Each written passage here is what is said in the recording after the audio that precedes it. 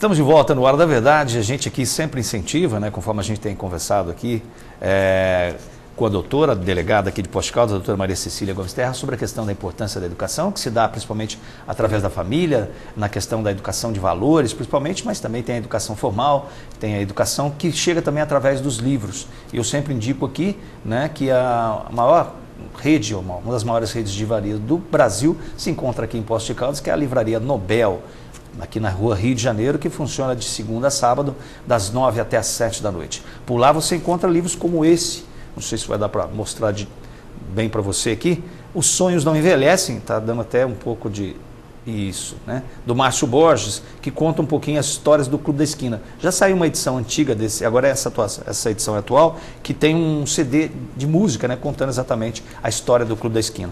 Um livro bastante curioso, né, mas que também faz sucesso no mundo inteiro, é Porque Ele Não Ligou de Volta. 1000 homens revelam o que acharam do primeiro encontro. Olha que coisa. Muito legal, de repente, né? Para você que se interessa aí. E esse livro também, de Dicas para uma Vida Mais Saudável e Ativa, sem sair da rotina, o Márcio Atala, Sua Vida em Movimento, né, educador físico do quadro Medida Certa da TV. Ok? Então, esses e outros livros você encontra com certeza na Livraria Nobel. Ok? Bem, a gente está conversando aqui com a doutora Maria Cecília, e várias pessoas ligando para a gente aqui. O Kresley, se houvesse mais investimento nas fronteiras, se não minimizaria a entrada de drogas no país? Bom, nós temos duas questões, né, em relação às fronteiras. Nós temos as fronteiras estaduais, né? Nós temos até alguns países alguns estados de fronteira, as cidades, né, que fazem fronteira com outros estados, como por exemplo Poços de Caldas, elas receberam, né, há algum tempo investimentos já, né, já atentando para essa questão. Porque realmente nós temos aqui uma grande quantidade, por exemplo, das drogas que entram em Poços de Caldas, elas vêm aí de outros estados, conforme a gente pode observar aí durante as investigações. Então nós temos realmente essa preocupação, né? Em relação às fronteiras internacionais, já é a área de atuação da Polícia Federal, né? Nós temos aí alguns casos, a Polícia Civil, ela atua nesses casos de forma subsidiária.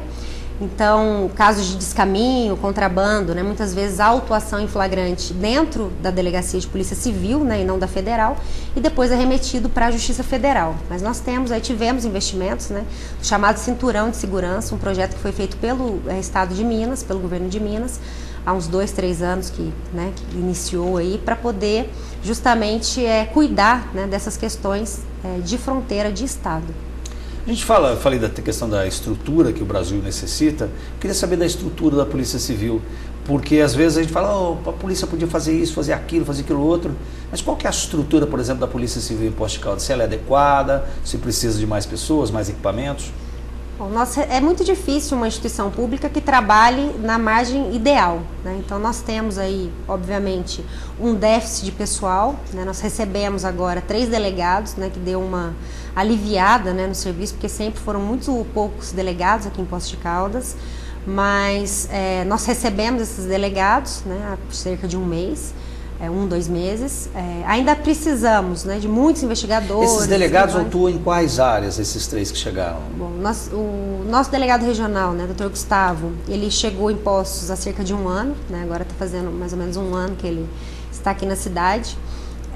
Nós temos o delegado que ele fez uma portaria estabelecendo, com base na chegada desses novos profissionais, reestabelecendo, né, redistribuindo as funções. Então nós temos aqui 3 delegacias que foram nomeadas DRACOS, né, que são as delegacias justamente de combate aí ao crime organizado. Nós temos uma delegacia específica para estelionato, né, e fraudes.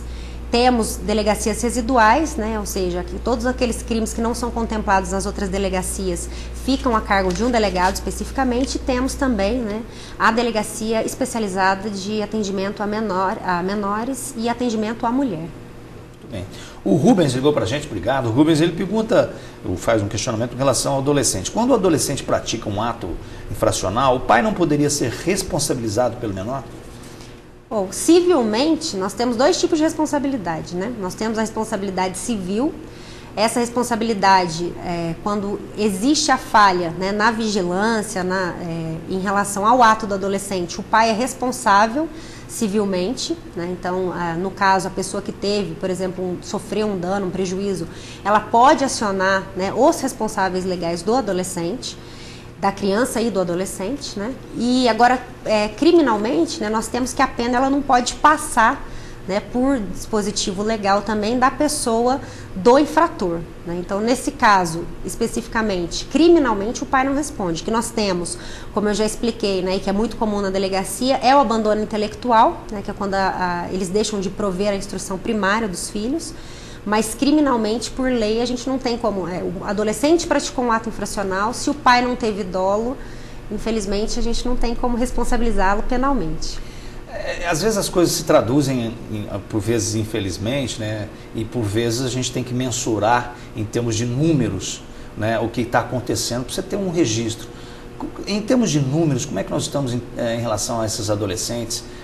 Se a gente pode dar alguns dados para a população para a gente identificar como é que está a situação da criminalidade, das drogas em Poços de Caldas. Bom, nós tivemos, agora recentemente, né, vários casos envolvendo crimes patrimoniais em que foram apresentados na delegacia ou identificados, né, adolescentes envolvidos no fato, né. Nós temos aí, eu não estou à frente da delegacia que apura atos infracionais, então não tenho dados específicos, né, para trazer nesse momento, mas o que nós verificamos é que existe, assim, principalmente no tráfico de drogas, né, geralmente quando tem uma autuação em flagrante, é quase que certo, né, que vai ter um ou outro adolescente envolvido no fato. Tivemos também aqui um latrocínio, né, no mês de abril, que foi cometido por 2 adolescentes, né. Nesse caso, a redução da maioridade penal ela nem abrangeria um desses adolescentes, porque um tinha 17 anos quando do fato e o outro tinha 15 anos. Né? Então, assim, nós temos, e é uma preocupação, porque muitas vezes o maior, né, ele se vale do adolescente, até mesmo pela questão da legislação mais branda, das benesses que a legislação permite, né, das brechas, né, que a legislação o Estatuto da Criança e do Adolescente ele traz, né? Então muitas vezes assim, é muito comum, é muito frequente nós termos aí adolescentes envolvidos em atos infracionais com maiores, né? Lembrando que no caso do tráfico de drogas especificamente existe um agravante, né? Previsto em lei, na lei de tóxicos, que é a lei 11.343, já existe um agravante em relação aí a quando envolve, né, o adolescente. Então é uma forma de coibir. E temos também aí, tivemos uma alteração também na legislação em relação à corrupção de menores, que era um crime mais brando, né? E houve uma alteração na lei justamente já atento, né? Então, geralmente, quando há o envolvimento de um adolescente num crime, o maior, ele já é responsabilizado com uma pena maior. Tem discussões que elas se prolongam, a gente nunca chega a nenhuma conclusão até, porque são difíceis realmente de serem discutidas. Com relação à pena de morte, por exemplo, sempre se discute isso. Qual que é a sua opinião em relação a isso, doutor? Bom, hoje, né, nós temos aí na Constituição Federal algumas cláusulas que não podem ser alteradas nem por emenda constitucional. A pena de morte é uma delas, então não pode ser feita uma emenda constitucional prevendo a pena de morte no Brasil, né? A não ser que tenha aí uma nova Constituição, né, como foi em 88, e ainda assim há quem discuta que isso possa ser inserido dentro do Brasil, né?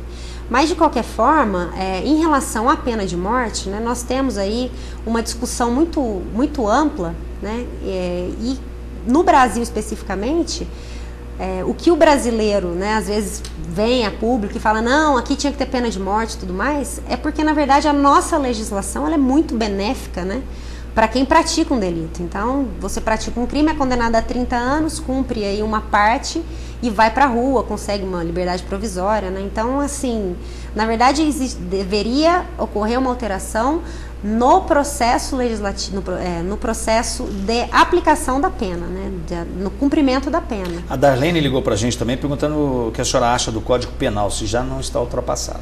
O Código Penal, né, é uma legislação aí que sofreu muitas alterações ao longo do tempo, né? Existe até um estudo que vários juristas já montaram uma comissão para alterar o Código Penal, e a grande questão hoje é que nós temos uma desproporcionalidade no sistema penal. Então, por exemplo, nós tivemos, né, 2 décadas mais ou menos, o falecimento, né, a morte da Daniela Pérez, não sei se você se recorda.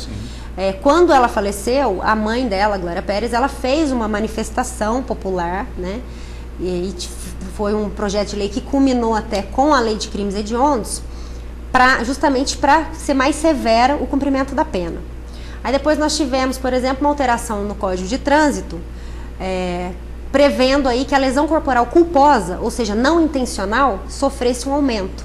Então, o que nós temos hoje no Brasil? Nós temos uma miscelânea de legislação que é feita no clamor, exatamente, que é feita no clamor social, pelo clamor social. Então, por exemplo, hoje, se você comete um homicídio, você está sujeito a uma pena, né, no homicídio simples, uma pena aí mínima de 6 anos. Se você comete, por exemplo, um crime patrimonial, por exemplo, um sequestro, uma extorsão mediante sequestro, e mantém a vítima mais de 24 horas sob seu poder, a sua pena pode ser de até 25 anos. Né? Então, com essas alterações pontuais, nós temos, né, até isso é muito discutido na doutrina, porque, por exemplo, se você atropela alguém no trânsito, né, olha a inconsistência da legislação. Se você atropela alguém no trânsito, é melhor você falar que você quis atropelar.